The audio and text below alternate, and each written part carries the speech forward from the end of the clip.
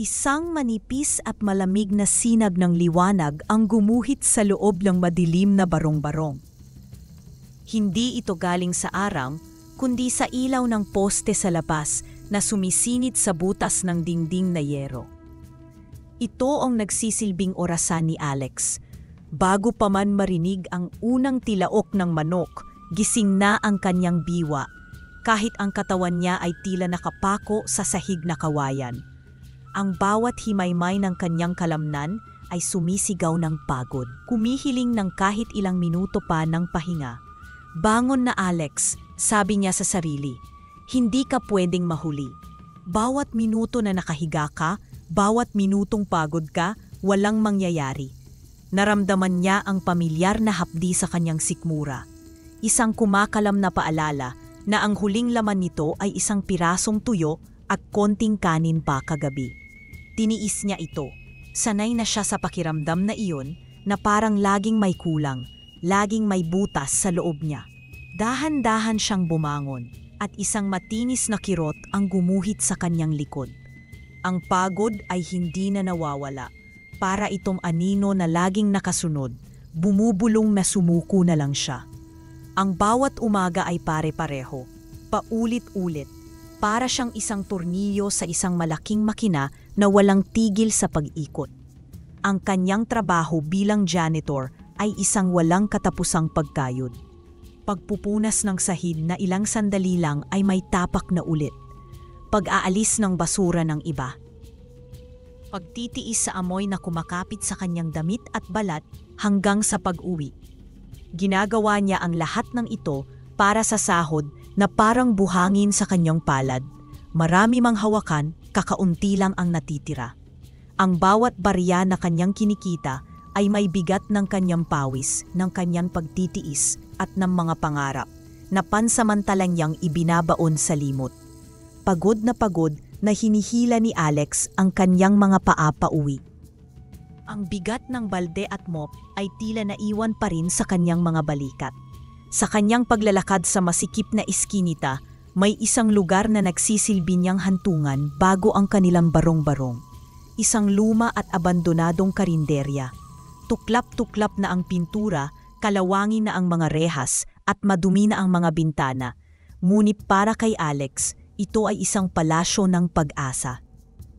Hihinto siya ron, sa ilalim ng gabing nagsisimula ng lumalim. Tatayo lang siya ng ilang minuto, nakatingin sa nakasarang pinto. Sa kanyang isipan, ang lugar na iyon ay buhay na buhay. Nakikita niya ang kanyang sarili sa loob, suot ang isang malinis na apron, nagahalo ng mainit na sinigang. Yung sinigang ko, siguradong babalik-balikan, naiisip niya. Naamoy niya ang pinaghalong bango ng bawang na ginigisa, ng adobong kumukulo sa toyo at suka, at ng bagong saing na kanin. Naririnig niya ang masayang tawanan ng mga customer, ang tunog ng mga kutsara at tinidor, ang kanilang mga kwentuhan. Nakikita niya ang mga pamilyang kumakain ng sama-sama, ang mga trabahador na nagpapahinga, ang mga batang ngumimiti dahil sa tamis ng kanyang leche flan. Tatawagin ko siyang kainang pag-asa, bulong niya sa hangin. Sa mga sandaling iyon, nawawala ang kanyang pagod. Ang hapdi ng kanyang sikmura ay napapalitan ng init. Ang pangarap na iyon ang kanyang kanlungan. Ito ang nagbibigay sa kanya ng lakas para harapin ang isa na namang parehong araw kinabukasan. Ito ang tanging kandila na sumisindi sa madilim niyang mundo. Bago tuluyang lumiko sa kanilang eskinita, dumaan muna si Alex sa maliit na tindahan ni Marco. Ito na ang huling pagsubok sa kanyang araw. Pabili po. Mahinang sabi ni Alex, iniiwasan ang pingin ni Marco na nakaupo sa kanyang silya. Tila isang hari sa kanyang munting kaharian. "Oh, Alex, ikaw pala," sabi ni Marco na may ngising hindi umaabot sa kanyang mga mata. Sinukat siya nito mula ulo hanggang paa. "Anong bibilhin ng paborito kong suki? Huwag mong sabihing tuyo na naman. Hindi ka ba nagsasawa dyan?" Tumango lang si Alex. "Isang piraso lang po." Humalakhak si Marco, isang tunog na masakit sa tainga. "Isang piraso. Hay nako, Alex, ang buhay mo parang yang tuyo, maalat at paulit-ulit. Kumusta na pala yung pangarap mo? Yung ano nga ulit yun? Yung karinderya. Nakikita kasi kitang nakatayo dun sa abandonadong building araw-araw. Nagpaplani ka na ba kung saan ilalagay ang mga mesa? Naramdaman ni Alex na nagiinit ang kanyang mga pisngi. Pakiramdam niya ay gusto niyang magtago. Nag-iipon pa po ako, Mang Marco. Halos pabulong niyang sagot. Nag-iipon? Lalong lumakas ang tawa ni Marco. Sa sahod mo bilang janitor? Alex, maging praktikal ka naman. Baka abutin ka na ng pagputi ng uwak. Yang ipon mo pambili pa lang ng isang kaldero. Alam mo, kahanga-hanga ang mga taong nangangarap. Pero ang problema sa'yo, hanggang doon ka na lang. Puro ka pangarap, pero kulang ka sa diskarte. Anong alam mo sa diskarte? Naisip ni Alex. Ang diskarte mo ay taasan ang presyo ng mga bilihin kapag alam mong kailangang-kailangan ng tao. Ngunit nanatili lang siyang tahimik. May mga taong ipinanganak para maging amo, Alex. At may mga taong tulad mo, ipinanganak para magsilbi. Patuloy ni Marco, na tila nasisiyahan sa epekto ng kanyang mga salita. Tanggapin mo na lang ang katotohanan. Janitor ka, at hanggang dyan ka na lang. Mahirap kang pinanganak. Mahirap ka na ring mamamatay. Bawat salita ni Marco ay parang batong bumabagsak sa kanyang dibdib. Dinudurog ang pag-asang binuo niya kanina lang sa tapat ng karinderya. Pakiramdam niya ay lumiit siya ng lumiit, hanggang sa gusto na lang niyang maglaho. Heto na ang tuyo mo, sabi ni Marco. Inilapag ang isda sa mesa na parang basura. At ang supli mo, teka, dagdag nito na may panunukso. Bilangin mong mabuti ha? Baka mamaya isipin mo pa, dinadaya kita. Sige na, lumayas ka na. Baka pati ang tindahan ko ay mamalasin dahil sayo. Kinuha ni Alex ang puyo at ang ilang baryang sukli. Malamig ang mga barya sa kanyang palad. Habang naglalakad siya palayo, naramdaman niya ang pagtulo ng isang butil ng luha sa kanyang pisngi. Ang bigat ng bawat barya sa kanyang bulsa ay mas matindi pa ngayon. Hindi na lang ito bigat ng pagod. Ito na rin ang bigat ng kahihiyan at ng katotohan. Isang mundong hindi abot ng isip ng mga tao. Isang diwata na nagngangalang Lira ang naglalakad sa hardin ng mga bituin. Ang kanyang buhok ay sinlawak ng gabi at ang kanyang mga mata ay kumikinang tulad ng mga diamante. Si Lira ay kilala sa kanyang kapangyarihan at kagandahan, ngunit higit sa lahat, sa kanyang pagiging mayabang. Para sa kanya, ang mga nilalang na mas mababa sa kanya ay mga peste lamang. Isang araw, isang matandang pulubi na may baluktot na likod at damit na puno ng sulsi ang lumapit sa kanya. Magandang diwata, sabi ng matanda, maaari mo ba akong bigyan ng kahit isang patak lang ng tubig mula sa iyong mahiwagang batis? Ang aking lalamunan ay tuyong-tuyo na. Piningnan ni Lira ang pulubi mula ulo hanggang paa na may pagkasuklam. At bakit ko gagawin iyon?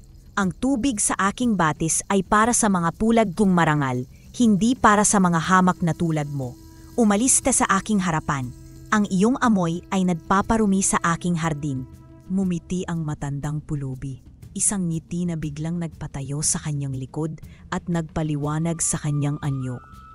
Hindi pala siya isang pulubi, kundi ang reyna ng mga diwata. Lira, ang iyong puso ay kasing tigas ng bato at kasing lamig ng yelo. Wika ng reyna. Ang boses ay dumadagundong.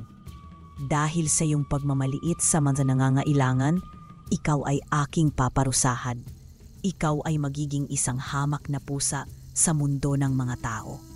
Madarama mo ang gutom, ang ginaw at ang sakit at ang tanging makakabasag sa sumpa ay kung makakatagpo ka ng isang taong may busilak na puso at matulungan mo siyang makamit ang isang marangal na pangarap nang walang hinihinging kapalit. Isang nakakasilaw na liwanag ang bumalot kay Lira. Naramdaman niya ang pananakit ng kanyang katawan habang ito'y lumiliit at nag-iiba ng anyo. Ang kanyang magandang tinig ay naging isang simpleng miyaw. Ang kanyang kapangyarihan ay naglaho. At sa isang iglap, siya ay bumagsak mula sa kanyang paraiso patungo sa isang madilim at maingay na mundo. Gabi na nang tuluyang makarating si Alex sa kanilang eskinita. Ang mga salita ni Marco ay paulit-ulit na tumatakbo sa kanyang isip. Mahirap kang pinanganak, mahirap ka na ring mamamatay. Ang bigat sa kanyang dibdib ay mas matindi pa kaysa sa pagod ng kanyang katawan. Kasabay ng pagpatak ng kanyang luha ang biglang pagbuhos ng malakas na ulan.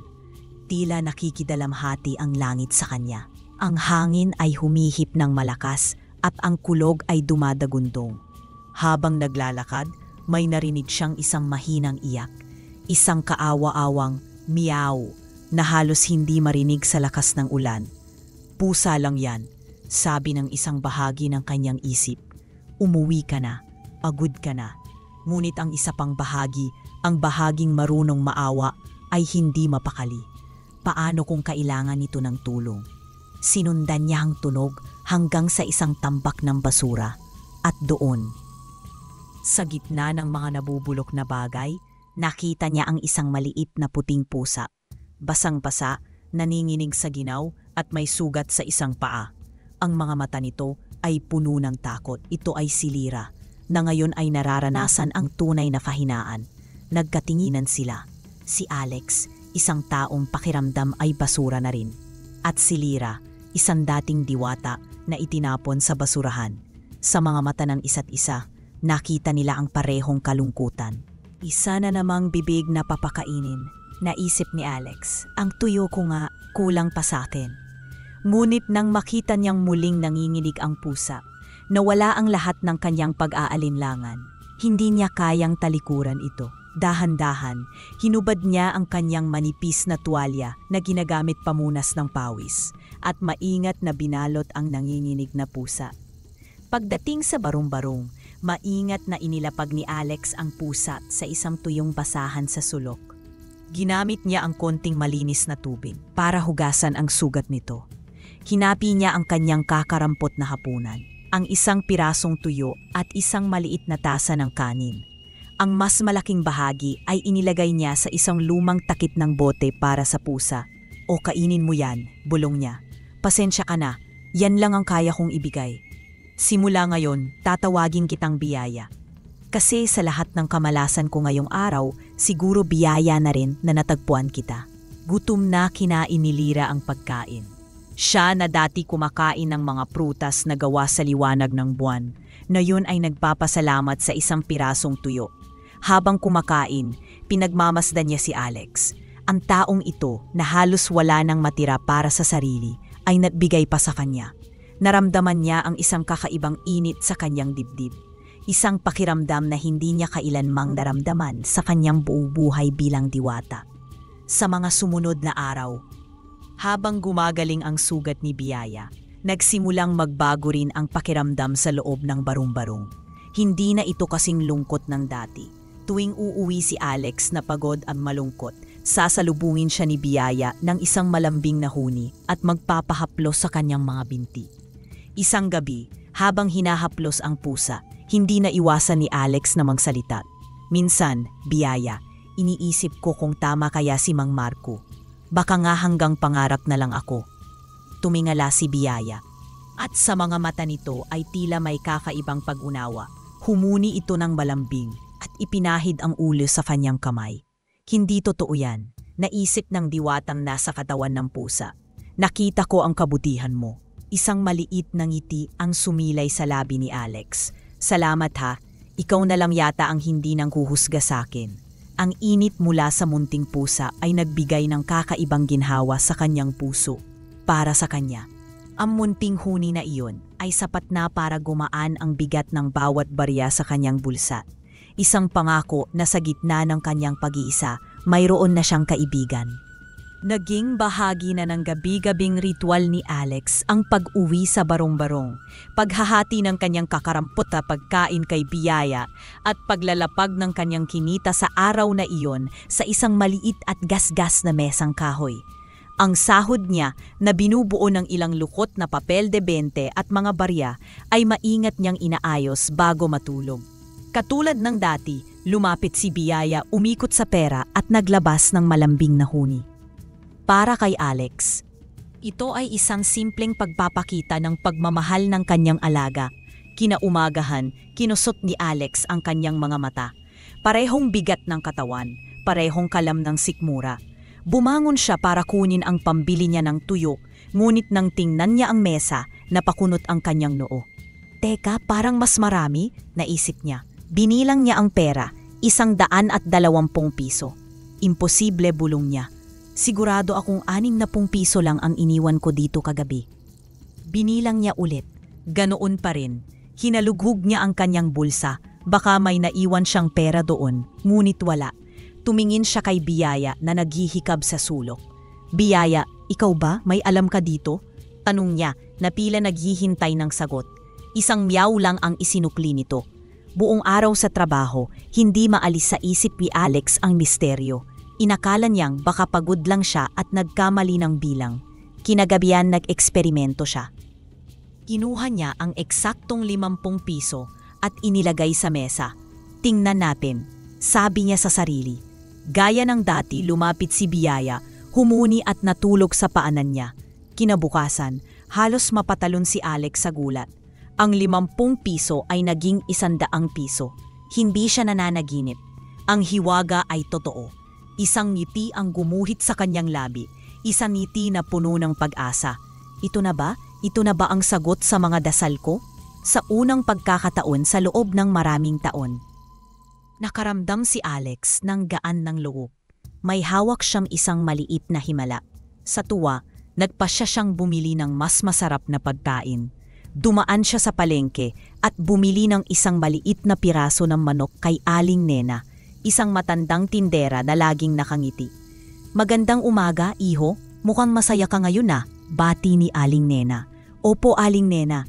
Medyo sinuwerte lang po, sagot ni Alex. Nagmamadaling kinuha ni Aling Nena ang bayad ni Alex dahil sa dami ng customer at mabilis na nag-abot ng sukli. Nang bilangin ni Alex, napansin niyang sobra ito ng 20 piso. Sandali siyang natigilan. Isang bahagi ng isip niya ang nagsasabing, "Isoli mo, hindi sa'yo yan." Ngunit may isa pang boses, isang boses na parang kay Marco na bumulong. "Diskarte yan, Alex. Pandagdag din yan sa ipon mo. Kailangan mo yan." Nanalo ang tukso. Itinago niya ang sobrang supli sa kanyang bulsa, kahit may kaunting kurot sa kanyang dibdib. Nang gabing iyon, masaya niyang inilapag ang lahat ng kanyang pera sa mesa, ang kanyang kinita, ang unang perang dumoble, at ang sobrang 20 piso. "Biyaya, halika," tawag niya. "Tingnan mo, mas marami na tayo ngayon. Doblehin mo na ulit." Lumapit si Biyaya, ngunit sa pagkakataong ito, iba ang kanyang kilos. Inamoy niya ang pera. Partikular ang 20 pisong galing sa maling paraan. Bigla itong umatras na tila napaso. Tumingin ito kay Alex. Ang mga mata ay tila nangungusap at naglabas ng mahinang, malungkot na iyak. Pagkatapos, tumalikod ito at hindi na lumapit sa mesa. Hindi ito humuni. Nabahala si Alex. "Biyaya, anong problema?" Sinubukan niyang buhatin ang pusa at ilapit sa pera, pero umiwas ito. Buong gabi, hindi mapakali si Alex. Nakatingin lang siya sa pera at kay Biyaya na nasa sulok. Ilan at tatampo. Bakit ayaw niya? Dahil ba sa sobrang sukli? Ang tanong ay umalingaw-ngaw sa kanyang isip, hanggang sa ito ay naging isang malinaw na kasagutan. Ang hiwaga ay hindi para sa kasakiman. Ang biyaya ay para lamang sa malinis na paraan. Isang matinding hiya ang bumalot sa kanya. Napatingin siya sa kanyang mga kamay. "Naging sakim ako," bulong niya sa sarili. "Pasensya na, Biyaya, nagkamali ako." Kinabukasan, kahit nanghihinayang sa pera, ang unang ginawa ni Alex ay bumalik sa palengke. Nakita niya si Aling Nena na problemado ang mukha habang paulit-ulit na binibilang ang kanyang kita. "Aling Nena," tawag ni Alex, "pasensya na po. Kahapon po, sobra po ang naisupli ninyo sa akin." Inabot niya ang 20 piso. Nagulat si Aling Nena at pagkatapos ay napalitan ito ng tuwa. "Nako, iho, salamat sa Diyos. Kanina ko pa hinahanap kung saan nagkulang ang pera ko. Maraming salamat sa katapatan mo." Bihira na ang tulad mo ngayon. Ang ngiti at pasasalamat ni Aling Nena ay nagbigay ng gaan sa puso ni Alex, isang pakiramdam na hindi kayang bilhin ng anumang halaga. Nang gabing iyon, umuwi si Alex na may ngiti. Inilapag niya ang kanyang tamang kita sa mesa. Hindi siya umasa, ngunit lumapit si Biyaya, ipinahid ang patawan sa kanyang binti at naglabas ng pinakamalakas at pinakamasayang huni. Kinaumagahan, dumoble ang pera. Napaluha si Alex, mga luha ng pasasalamat. Ngayon, naiintindihan na niya, ang hiwaga ay hindi lang nasa pusa. Ito'y nafatali sa kabutihan ng kanyang puso. Ang aral ng katapatan ay tumatak ng malalim sa puso ni Alex. Simula noon, ang bawat sentimo na kanyang inilalapag sa mesa ay sigurado siyang galing sa malinis na paraan. Ang hiwaga ay naging isang banal na ritual. Ang kanyang trabaho bilang janitor ay hindi na isang pabigat. Bawat pagod at pawis ay may katumbas na pag-asa. Gamit ang hiwaga, nagsimula siyang mag-ipon ng seryoso. Natagpuan niya ang isang lumang lata ng biskwit na may kalawang na sa gilid at ginawa itong kanyang alkansya. Sa unang linggo, ang tunog ng mga barya na nahuhulog sa lata ang tanging maririnig.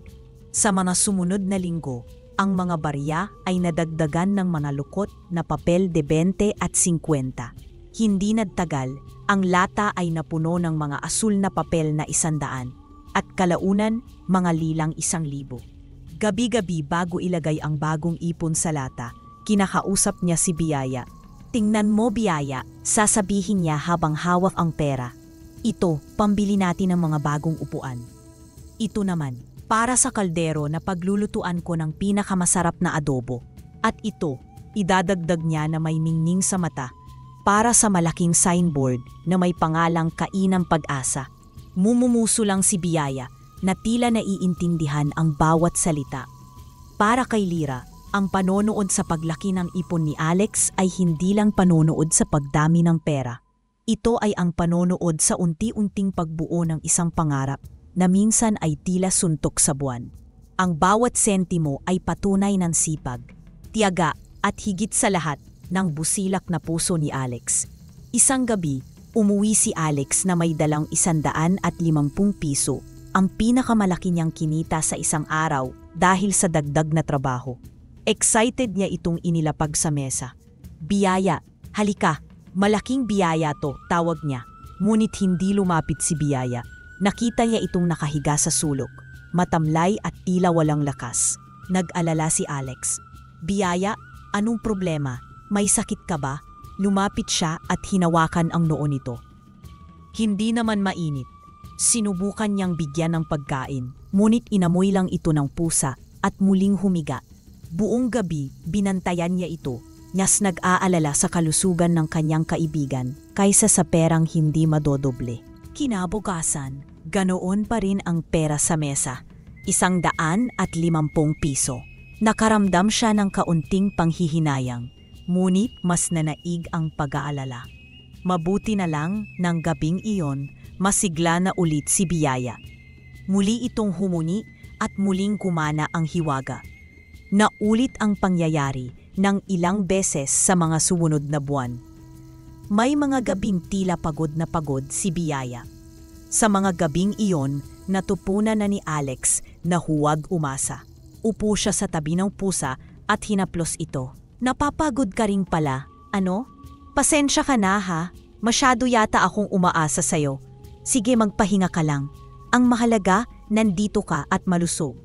Naintindihan niya na ang hiwaga ay may hangganan. Hindi ito isang makina na pwedeng gamitin kahit kailan niyang gusto. Ito ay isang biyaya, at tulad ng lahat ng biyaya, kailangan itong pahalagahan at hindi abusuhin. Itinuro nito sa kanya ang leksyon ng pasensya at pagiging hindi sakim. Dahil dito, lalo pa siyang nagsipag sa kanyang trabaho. Alam na hindi dapat iasa lahat sa mahika. Habang lumalaki ang kanyang ipon, hindi nakalimot si Alex na tumingin sa paligid. Isang hapon, sa kanyang pag-uwi, napansin niya ang isang batang lalaki na nakaupo sa gilid ng kalsada. Payat ito, musgusin ang damit at nakatingin lang sa mga taong kumakain sa isang kalapit na karenderya. Ang pangalan niya ay Nilo. Nakaramdam ng kurot sa puso si Alex. Nakita niya ang kanyang sarili sa bata, ang gutom, ang pangungulila. "Dati ako rin ang ganyan," naisip niya. Nakatayo sa labas, nangangarap. Walang pag-aalinlangan, lumapit siya sa bata. Ngunit bago iyon, maingat niyang pinaghiwalay ang kanyang pera. Ang perang galing sa kanyang sariling sahod at ang perang galing sa hiwaga. Kumuha siya ng 20 pesos mula sa kanyang pinagpaguran. "Kai, anong pangalan mo?" tanong ni Alex. "Nilo po," mahinang sagot ng bata na pila takot. "Gutom ka na ba, Nilo? Halika, ililibre kita ng merienda," sabi ni Alex na may ngiti. Bumili siya ng isang mainit na lugaw at isang baso ng palamig para sa bata. Pinanood niya itong kumain ng buong gana. "Salamat po kuya," sabi ni Nilo matapos kumain. Ang mga mata ay puno ng pasasalamat. Naging regular na gawain ito ni Alex. Araw-araw, bago niya ilapag ang pera para kay Biyaya, tinitiyak niyang may naitatabi siya mula sa kanyang sariling sahod para kay Nilo. Minsan lugaw, minsan tinapay, minsan prutas. Ang mga munting gawang ito ng kabutihan ay napapansin ni Biyaya. Bilang si Lira, nakikita niya ang kadalisayan sa puso ni Alex. Hindi nito ginagamit ang mahika para sa pagtulong. Ginagamit nito ang sarili niyang pawis. Dahil dito, lalong naging malambing si Biyaya kay Alex. Sa mga gabing tumutulong siya kay Nilo, ang huni ng pusa ay tila mas masaya at mas malakas. At para kay Alex, ang pakiramdam na makatulong sa kapwa ay nagbigay sa kanya ng yaman na hindi kayang doblehin ng anumang hiwaga. Naintindihan niya na ang tunay na biyaya ay hindi lang ang natatanggap, kundi pati na rin ang naibibigay. Dumating ang araw na ang bigat ng lata ng biskwit ay hindi na halos mabuhat ni Alex. Ang tunog sa loob nito ay hindi na kalansing ng mga barya, kundi ang malambot na tunog ng makakapal na papel de bangko. Isang umaga, dala ang latampuno ng pag-asa, nilakasan niya ang kanyang loob at kinatok ang bahay ng may-ari ng abandonadong karinderya. Ang kanyang puso ay dumadagundong sa bawat hakbang. Nanginginig ang kanyang mga kamay habang inilalapag ang pera sa mesa at tinatanggap ang isang luma at kalawanin na susi. Bulong niya sa sarili habang nakatayo sa harap ng pangarap niyang lugar. Ang susi ay malamig at mabigat sa kanyang palad, ang bigat ng lahat ng kanyang sakripisyo. Totoo na ito. Ang sumunod na mga linggo ay naging mas matindi pa kaysa sa kanyang trabaho bilang janitor. Mag-isa niyang nilinis ang bawat sulok na puno ng alikabok at sapot ng gagamba. Kinuskus niya ang sahig hanggang sa lumabas ang dating kintab nito. Pininturahan niya ang mga dingding ng kulay dilaw na para sa kanya ay kulay ng sikat ng araw at bagong simula. Bawat pagod ay may kasamang tuwa. Habang nagtatrabaho, si Biyaya ay laging nasa isang sulok, tahimik na nagmamasid. Ang kanyang presensya ay sapat na para bigyan si Alex ng lakas. Nang matapos ang lahat, isinabit niya ang isang signboard na siya mismo ang gumawa mula sa isang lumang piraso ng kahoy, Kainang Pag-asa. Sa unang araw ng pagbubukas, halos hindi makahinga si Alex sa kaba. Ang kanyang menu ay simple lang, adobong manok na natutunan niya sa kanyang yumaong ina at mainit na sinangag. Nagsindi siya ng kandila at nagdasal ng taimtim. Ilang sandali pa, ang bango ng kanyang luto, pinaghalong amoy ng bawang, toyo at suka, ay nagsimulang kumalat sa eskinita.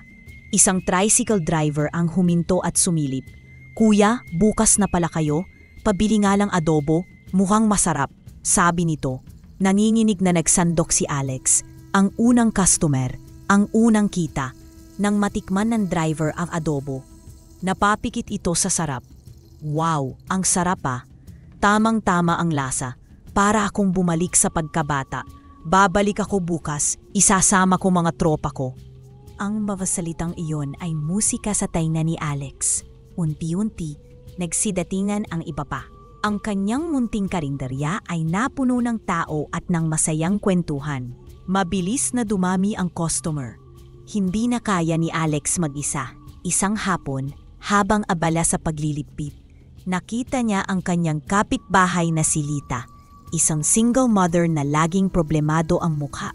"Aling Lita, kumusta po kayo? Halika po, merienda muna kayo," alok ni Alex. "Heto Alex, naghahanap ng trabaho kahit ano. Papasukin ko para sa mga anak ko." Malungkot na sagot nito. "Kung ganoon po," sabi ni Alex na may ngiti. "Baka po gusto ninyong tulungan ako dito sa Kainang Pag-asa? Kailangan ko po ng tatulong sa paghuhugas at paghahanda ng mga sangkap." Napaluha si Lita sa tuwa. Talaga Alex? Nako, hulog ka ng langit? Maraming salamat. Pangako, magsisipag ako. Simula noon, si Lita ang naging kapuwang ni Alex, isang masipag at tapat na kaibigan na itinuring niyang parang pamilya. Isa sa mga naging regular na customer ay si Mang Kiko, ang asawa ni Aling Nena na kanyang pinagsaulian ng sukli. Palagi itong nakaupo sa paborito niyang pwesto sa sulok. Isang araw, pinawag niya si Alex. "Alex, iho," sabi ng matanda, "masarap talaga ang luto mo, pero bibigyan kita ng payo. Huwag mong kalilimutang itabi ang kahit konti sa kita mo para sa pagpapalago ng negosyo. At laging ngipian ang mga customer kahit pagod ka na. Yan ang sikreto para bumalik-balikan sila." Ang mga payo ni Mang Kiko ay naging gabay ni Alex. Samantala, si Milo ay lagi na ring nasa karinderya tuwing hapon.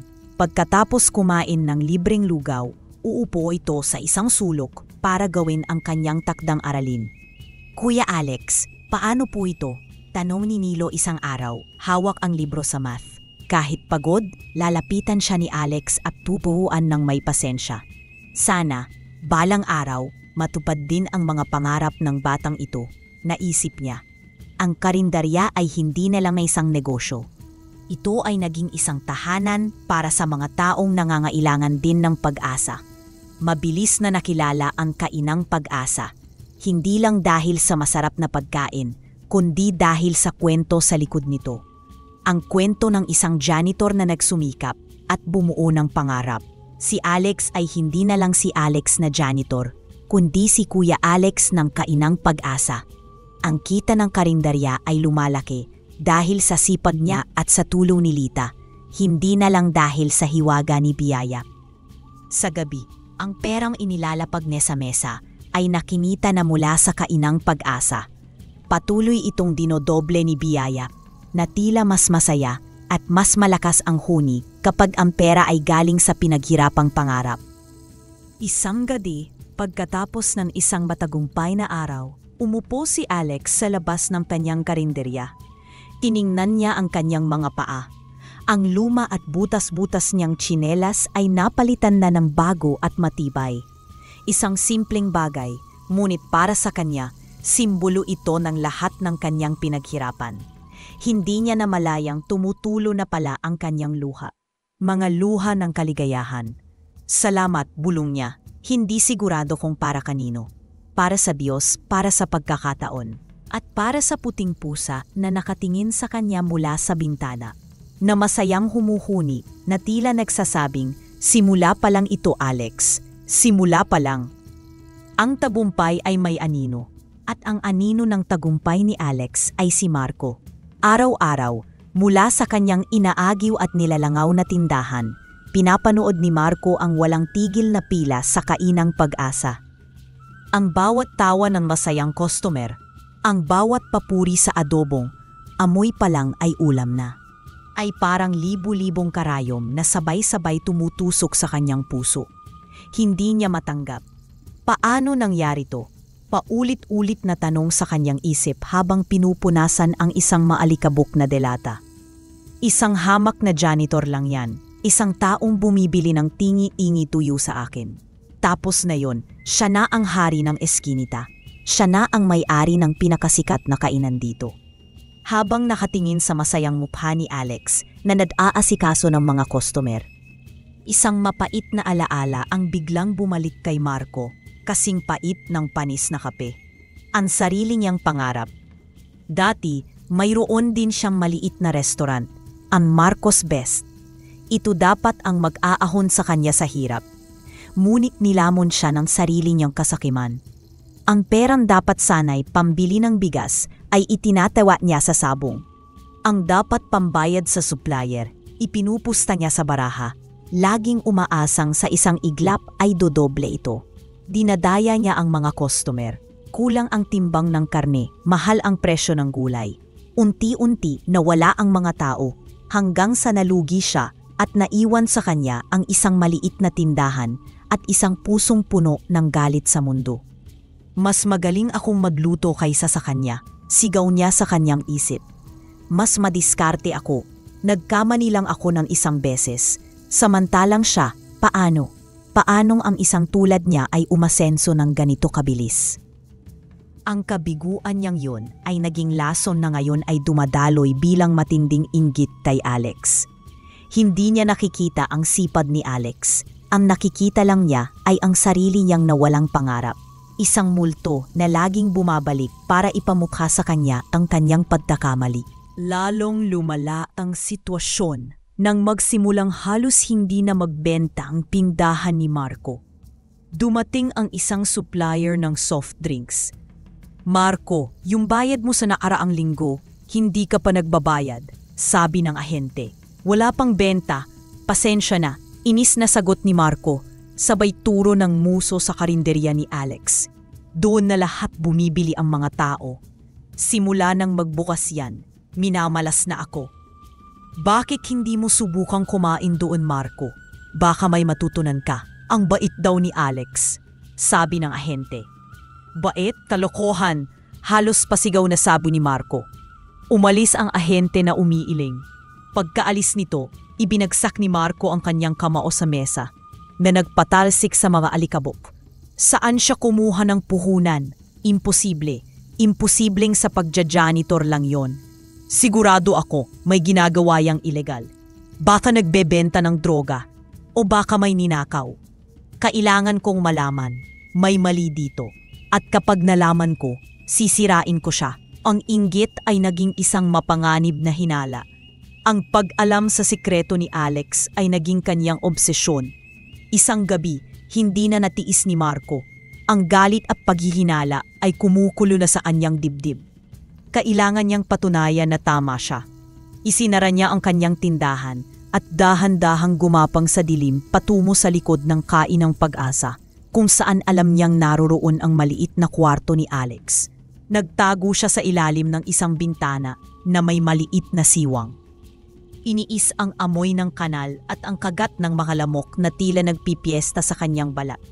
Nag-abang siya ng matagal, halos 1 oras. Ang kanyang mga binti ay nangangalay na. Nakita niyang isinara na Alex ang karinderya, kasama si Lita. Nakita niyang nagpaalam ang dalawa. Pumasok si Alex sa kanyang kwarto. Pagod, ngunit halatang masaya. At doon, sa ibabaw ng mesa, ibinuhos ni Alex ang lahat ng kita sa araw na iyon. Isang bundok ng pera, mas marami pa kaysa sa kinikita ni Marco sa 1 buwan. Sabi ko na nga ba, naisip ni Marco, ang puso'y tumitibok sa pananabik at galit. Ilegal yan, pera ng droga. Ha ha ha. Huli ka ngayon, Alex. Handa na sana siyang kunan ito ng litrato gamit ang kanyang lumang telepono para isumbong sa pulis. Nang bigla siyang mapatigil, lumabas mula sa ilalim ng kama ang isang pamilyar na puting pusa. Ang pusa na laging nakasunod kay Alex. Umupo ito sa tabi ng pera. Nag-umpisang kausapin ni Alex ang pusa na para bang ito ay isang tao. "Heto na naman tayo, biyaya. Salamat sa isa na namang magandang araw." Narinig ni Marco na sinabi ni Alex. At pagkatapos, nangyari ang isang bagay na hindi kayang ipaliwanag ng isip ni Marco. Humuni ang pusa. Isang mahaba, malambing at tila kumikinang na huni.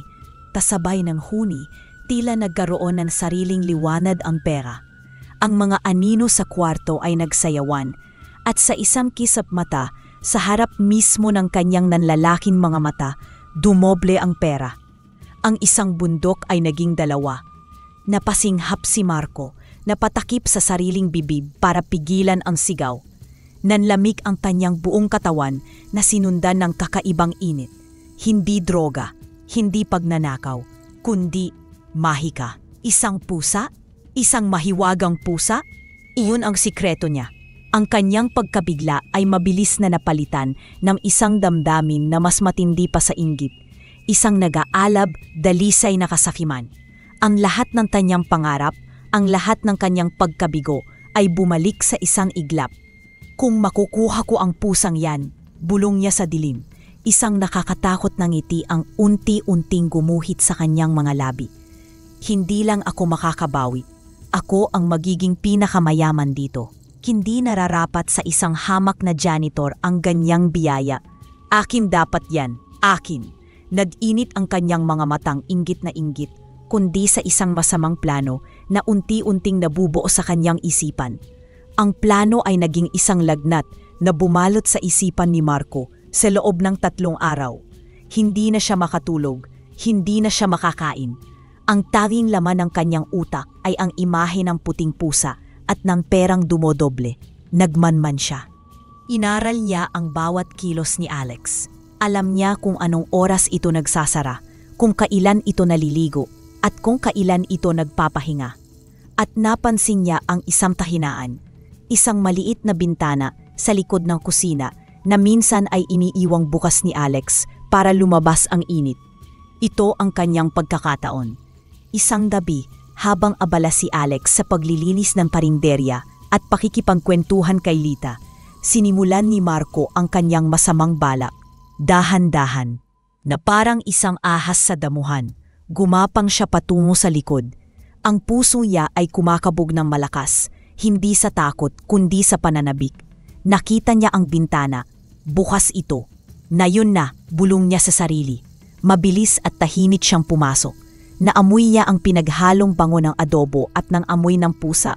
Nakita niya si Biyaya, mahimbing na natutulog sa isang lumang silya sa sulok. Sandali siyang natigilan sa ganda nito. Ang balahibo ay tila kumikinang kahit sa dilim. Ngunit mabilis na bumalik ang kanyang kasakiman. Dahan-dahan siyang lumapit. Ngunit bago pa man niya ito mahawakan, biglang iminulat ni Biyaya ang kanyang mga mata. Naramdaman ni Lira ang maruming enerhiya na papalapit. Isang enerhiyang puno ng inggit at galit. Bigla siyang tumayo. Nanlisik ang mga mata at naglabas ng isang malakas at galit na hiss. Ngunit huli na ang lahat. Sa isang mabilis na kilos, sinakmal ni Marco ang pusa. Nagpumiglas si Biyaya. Ginamit niya ang kanyang mga uo at kinalmot ng malalim ang braso ni Marco. "Aray, hayop ka!" sigaw ni Marco. Ngunit mas hinigpitan pa niya ang hawak. Binalot niya ang nagpupumiglas na pusa sa isang sako na dala niya at mabilis na tumakas pabalik sa dilim. Nagmamadali siyang bumalik sa kanyang tindahan, sa isang madilim at maalikabik na bodega sa likod. Inihagis niya ang sako sa loob ng isang malaking hawla ng manok. "Dito ka lang," sigaw niya sa pusa. Kinuha niya ang lahat ng kanyang ipon, mga gusot na pera na nakatago sa ilalim ng sahig. Umutang din siya sa kanyang mga suki, nagsinungaling na may emergency sa pamilya. Ibinuhos niya ang lahat ng pera sa harap ng hawla. "Oh, ano pang hinihintay mo?" sigaw niya sa takot na pusa. "Dublehin mo na yan. Sige na, gawin mo ang mahika mo. Yayaman na ako, yayaman na tayo." Sa loob ng hawla, nanginginig si Biyaya, hindi lang sa takot, kundi sa galit. "Hindi mo naiintindihan, hangal na tao." Naisip ni Lira, ang kapangyarihan ay hindi para sa mga sakim na tulad mo. Malinaw sa kanya ang sumpa, ang hiwaga ay para lamang sa pusong busilak, at ang puso ng taong nasa harap niya ay mas madilim pa kaysa sa bodega. "Bakit ayaw mong humuni? Anong problema mo?" sigaw ni Marco. Ang kanyang boses ay puno ng pagkabigo. "Kailangan ko ng pera, hindi mo ba naiintindihan? Sige na, pusa, dublehin mo na to." Lumipas ang isang oras, walang nangyari. Ang pera ay nanatiling pareho. Ang pag-asa ni Marco ay unti-unting nauubos, napapalitan ng nag-aapoy na galit. "Wala kang kwentang pusa," sigaw niya, at sa sobrang galit ay sinipa niya ang hawla. Tumalsik si Biyaya sa isang sulok. Isang mahinang niyaw ng sakit ang lumabas dito. "Humuni ka sabi sigaw ni Marco. Ang mga mata ay namumula na sa galit.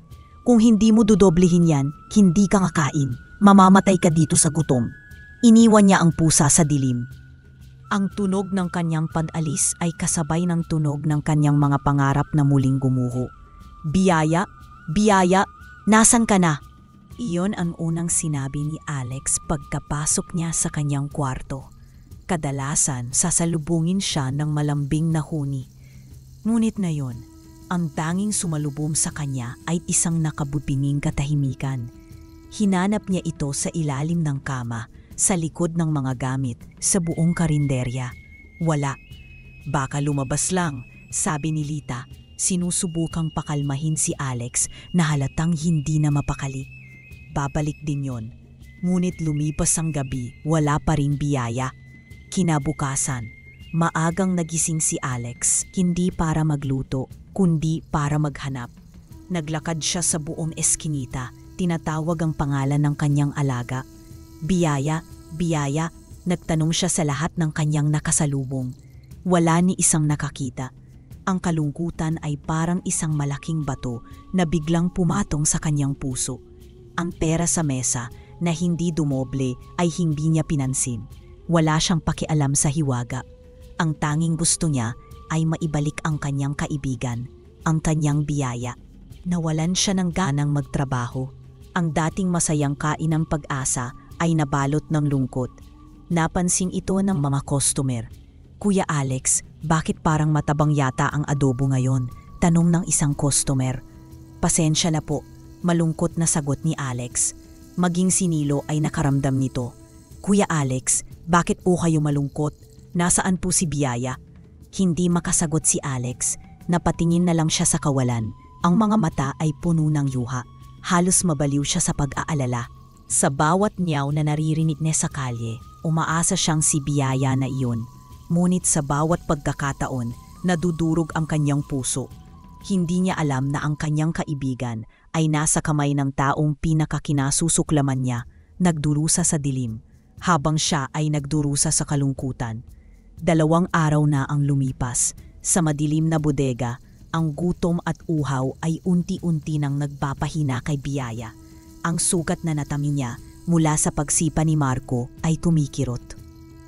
Ngunit sa kabila ng pisikal na sakit, mas matindi ang sakit na nararamdaman niya para kay Alex. "Hinahanap na niya ako," naisip ni Lira. Nag-aalala na siya. Ang pag-aalalang iyon ang nagbigay sa kanyang lakas. Hindi siya pwedeng sumuko. Ginamit niya ang talinong natitira sa kanya bilang isang diwata. Pinag-aralan niya ang hawla. Luma na ito at kalawangin. Napansin niyang ang isang alambre sa bisagra ng pinto ay maluwag. Gabi-gabi, habang wala si Marco, matiyaga niyang iwinawasiwas ang kanyang katawan sa pinto, gamit ang kanyang buong bigat para unti-unting lumuwag ang alambre. Sa 3 gabi, sa wakas, bumigay ito. Tahimik siyang lumabas ng hawla. Ang bodega ay madilim at nakakatakot. Puno ng mga anino ng mga lumang sako at sirang gamit. Kailangan niyang makalabas. Inilibot niya ang kanyang paningin at nakita ang isang maliit na butas sa itaas na bahagi ng dingding, kung saan dating nakakabit ang isang bentilador. Ito ang kanyang daan palabas. Ginamit niya ang kanyang mga kuko para umakyat sa mga nakatambak na pahon. Bawat akyat ay may kasamang sakit, ngunit ang imahe ni Alex ang nagtulak sa kanya. Sa wakas, naraping niya ang butas at lumabas tungo sa gabing malamig. Kahit sugatan at nanghihina, nagmadali siyang tumakbo. Ang bawat hakbang ay isang pagsubok, ngunit ang pamilyar na amoy ng adobo mula sa kainang Pag-asa ang nagsilbi niyang gabay. Mula sa malayo, nakita niya ang ilaw nito. Nakita niya si Alex, nakaupo sa labas, malungkot na nakatingin sa kawalan. Miyaw! Isang mahina at pagod na iyak ang lumabas sa kanyang lalamunan. Napalingon si Alex. Sa isang iglap, nawala ang lahat ng kanyang kalungkutan. "Biyaya!" sigaw niya. Tumakbo siya at maingat na niyakap ang kanyang alaga. Naramdaman niya kung gaano ito kapayat at nakita ang mga sugat nito. Nanggigil siya sa galit sa kung sino man ang gumawa nito. Ngunit mas nanaig ang tuwa. Umiiyak siyang hinalikan ang pusa. "Bumalik ka, akala ko hindi na kita makikita. Huwag mo na akong iiwan ulit." "Ha?" Humuni si Biyaya, isang huni na puno ng pagod ngunit puno rin ng pagmamahal. Ang muling pagkikita na iyon ay hindi lang pagbabalik ng isang alaga. Ito ang pagbabalik ng pag-asa. Sa pagbabalik ni Biyaya, bumalik din ang sigla ni Alex. Naging doble ang kanyang sipag. Ang kainang Pag-asa ay muling napuno ng bango ng masarap na pagkain at ng masayang tawa ni Alex. Isang araw, habang nagbibilang ng kanilang kita, kinausap niya si Lita. "Ate Lita, ang laki na ng ipon natin. Ano sa tingin mo kung palaguin pa natin ito?" "Paano, Alex?" tanong ni Lita. "Naisip ko, marami ring mga bata sa kabilang bayan na tulad ni Nilo. Marami ring mga nanay na tulad mo na naghahanap ng trabaho. Sabi ni Alex, paano kung magbukas tayo ng isa pang kainang pag-asa doon? Ikaw ang gagawin kong manager. Halos mabitawan ni Lita ang hawak na baso. Ako? Manager? Naku Alex, baka hindi ko kaya. Kaya mo yan Ate Lita, may tiwala ako sa'yo, sabi ni Alex na may ngiti. Sama-sama tayong aangat. Ginamit niya ang naipong puhunan at ang patuloy na hiwaga para isakatuparan ang plano. Hindi nagtagal, isang bagong kainang pag-asa ang nagbukas sa kalapit bayan na pinamamahalaan ni Lita. Kinuha nilang mga empleyado ang mga magulang ng ibang batang kalye na kaibigan ni Nilo. Ang tagumpay ay naging isang kadena ng pagtulong. Ang bawat bagong branch ay nagbigay ng bagong pag-asa sa ibang komunidad. Habang si Alex ay umaasenso, si Marco naman ay pabulusok. Ang perang inutang niya ay hindi niya mabayaran. Iniwan na siya ng kanyang mga suki. Tuluyan ang nagsara ang kanyang tindahan. Isang araw, wala na siyang ibang mapuntahan, kundi ang basurahan para maghanap ng mga tira-tirang pagkain. Isang hapon, habang pabalik si Alex sa anyang unang karinderya, nakita niya ang isang pamilyar na anino na nagkakalkal sa tambak ng basura. Si Marco. Payat na payat, marumi ang damit at puno ng kahihiyan ang mukha nang makita siya nito. Alex. Bulong ni Marco, handa nang tumakbo.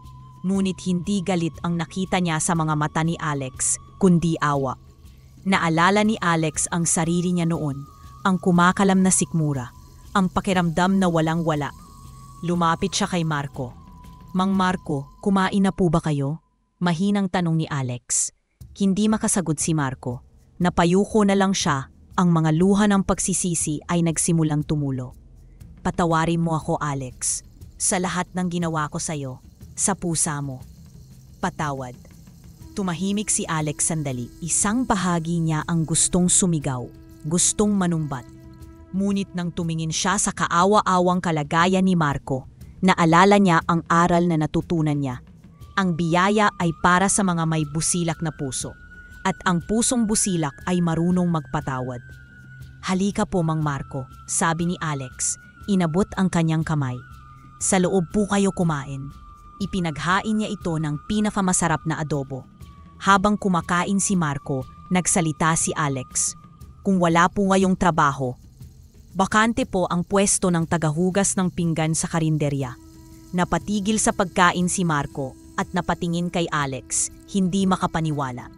Bakit Alex, pagkatapos ng lahat ng ginawa ko sa'yo? Lahat po tayo ay nagkakamali Mang Marco, sagot ni Alex, at lahat tayo ay may karapatang magbagong buhay. Sa unang pagkakataon, isang tunay na luha ng pasasalamat ang tumulo mula sa mga mata ni Marco. Ang alok ni Alex ay hindi lang isang trabaho, ito ay isang aral sa pagpapakumbaba. At isang pagkakataong hindi niya akalaing darating pa. Lumipas ang ilang taon. Ang kainang pag-asa ay naging isang pamalan na kilala sa kabutihan at masarap na pagkain. Mula sa iisang branch, ito ay mayroon ng 10 sangay sa iba't ibang bayan. Si Alex, ang dating janitor, ay isa ng iginagalang na negosyante. Ngunit sa kabila ng lahat ng tagumpay, nanatili siyang simple at mapagkumbaba. Nakapagpatayo na siya ng isang maganda at komportableng tahanan. Ngunit mas pinipili pa rin niyang umuwi sa dati niyang maliit na kwarto sa likod ng karinderya upang hindi makalimutan kung saan siya nagsimula. Isang gabi, pagkatapos ng mahabang araw, umupo si Alex sa kanyang paboritong silya. Hindi na pera ang kanyang binibilang. Sa halip, masaya niyang pinagmamasdan ang isang litrato na nakapatong sa anyang mesa. Ito ang litrato ng graduation ni Nilo sa kolehiyo. Suot ang kanyang toga at may malaking ngiti sa labi. Sa tabi niya ay si Alex na parang isang napaka-proud na kuya. Nakatapos din siya, naisip ni Alex, ang puso ay puno ng tuwa. Ang pangarap ko para sa kanya ay natupad din. Sa sandaling iyon, lumapit si Biyaya na ngayon ay matanda na ngunit malambing pa rin. Ngunit sa halip na sa pera, na nakatabi sa mesa, dumiretso ito kay Alex. Marahan itong umakyat sa kanyang kandungan, tumingin sa kanyang mga mata. At dahan-dahang inilapat ang kanyang maliit na paa sa kamay ni Alex, ang kamay na minsang nagligtas sa kanya mula sa dagyo. At pagkatapos, humuni ito, isang huni na kakaiba sa lahat. Hindi ito para sa pera, ito ay isang huni na puno ng pasasalamat, pagmamahal at pamamaalam. Isang nakakasilaw na liwanag na kulay ginto ang biglang nagmula sa pusa. Napapikit si Alex. Ang init na bumalot sa buong kwarto ay hindi nakakapaso, bagkus ay puno ng kapayapaan. Pagmulat niya ng kanyang mga mata, wala na ang pusang puti. Sa halip, sa kanyang harapan ay nakatayo ang isang napakagandang babae na may buhok na sinlawak ng gabi at mga matang kumikinang tulad ng mga bituin. Ito ay si Lyra, ang diwata sa kanyang punay na anyo. "Si sino ka? Na nasaan si Biyaya?" Nauutal na tanong ni Alex, nanginginig sa pagkamangha at pagkalito. Mumiti ang diwata, isang ngiti na kasing liwanag ng bukang liwayway. "Ako si Biyaya, Alex, o mas kilala sa aming mundo bilang si Lyra." Wika niya, ang boses ay malambing at mahinahon. "At ikaw, Alex, ang tumapos sa aking sumpa. Maraming salamat." "Sumpa? Anong ibig mo sabihin?" tanong ni Alex, sinusubukang intindihin ang lahat. "Dahil sa aking kayabangan, ako ay pinarusahan na maging isang hamak na pusa," paliwanag ni Lyra. "Ang tanging makakabasag sa sumpa ay kung makakatagpo ako ng isang taong may busilak na puso at matutulungan ko siyang makamit ang isang marangal na pangarap." Tumingin siya sa paligid. "Ang pangarap mo, Alex, ay hindi lang ang magkaroon ng karinderya. Ang pangarap mo ay magbigay ng pag-asa kay Lita, kay Nilo at maging kay Marco. Natupad mo iyon. At sa pagtupad mo noon, pinalaya mo ako." Natahimik si Alex. Ang lahat ng hiwaga, ang pagdoble ng pera, ay biglang nagkaroon ng kahulugan. Kung ganoon, ang mahika? Ang mahika ng pagdoble ng pera ay mawawala na kasabay ng aking paglaya. Malungkot na sabi ni Lyra. Ngunit muli siyang ngumiti. "Pero sa tingin ko, Alex, hindi mo na ito kailangan." Tumingin si Alex sa kanyang mga kamay, sa litrato ni Nilo, at sa pader kung saan nakasabit ang mga litrato ng kanyang mga empleyado. Tama si Lyra. "Hindi ko na nga kailangan," sabi niya na may katiyakan. "Ang totoo, matagal ko nang hindi kailangan. Ang itinuro mo sa akin, Biyaya, ay mas mahalaga kaysa sa anumang pera. Tinuruan mo ako ng katapatan, pasensya, at pagbibigay." "Hindi ako ang nagturo sa iyo niyan, Alex," sagot ng diwata. "Nasa sayo na ang lahat ng yan bago pa man ako dumating. Ang sipag at kabutihang loob mo ang tunay na mahika." Lumapit siya at marahang hinawakan ang balikat ni Alex. "Bilang huling regalo, babasbasan ko ang iyong mga karinderya. Hindi na dodoble ang iyong kita, ngunit hinding-hindi ito malulugi hanggat patuloy kang magbibigay ng pag-asa sa iba." Pagkatapos noon, unti-unti siyang naging liwanag. "Paalam na, Alex, at muli, salamat." "Paalam, Biyaya," emosyonal na sabi ni Alex, habang pinagmamasdan ang liwanag na unti-unting naglalaho. Nag-iwan ng pakiramdam ng kapayapaan at walang hanggang pasasalamat. Makalipas ang 10 taon. Si Alex ay isa ng napakayaman at respetadong negosyante. Ngunit ang araw na iyon ay espesyal. Pinapasinayaan niya ang kanyang pinakabagong proyekto. Isang proyektong mas malapit sa kanyang puso kaysa sa lahat ng kanyang karinderya. Sa isang malawak na lupain, nakatayo ang isang magandang gusali na may malaking signboard. "Tahanan ni Biyaya, kanlungan ng mga ligaw na hayop." Sa kanyang tabi, habang pinuputol ang ribbon ay ang kanyang mga kaibigan. Si Lita, na ngayon ay vice president na ng kanyang kumpanya, isang eleganteng babae na puno ng kumpiyansa. Si Nilo, na isa ng matagumpay na inhinyero at siyang nagdisenyo ng gusali. At si Mang Kiko, na nagsisilbing kanyang tagapayo. Sa isang sulok, abala sa pag-aayos ng mga upuan ay si Marco. Hindi na siya tagahugas ng pinggan. Siya na ang tapat na katiwala at pinuno ng maintenance ng lahat ng branches. Isang taong may tunay ng ngiti na sa labi at kapayapaan sa puso. Para sa iyo ito, biyaya, bulong ni Alex habang pumapalakpak ang mga tao. Napapaligiran siya ng mga taong kanyang tinulungan at ng mga taong tumulong sa kanya. Sa gitna ng kasiyahan, isang puting pusa ang biglang dumaan sa kanyang paanan at humuni ng malambing bago tumakbo palayo. Napangiti si Alex. Hindi na niya kailangan ng perang dumodoble dahil natagpuan na niya ang isang yaman na hindi kayang bilhin ng kahit anong halaga, ang yaman ng isang pusong natutong magbigay, magpatawad at magmahal.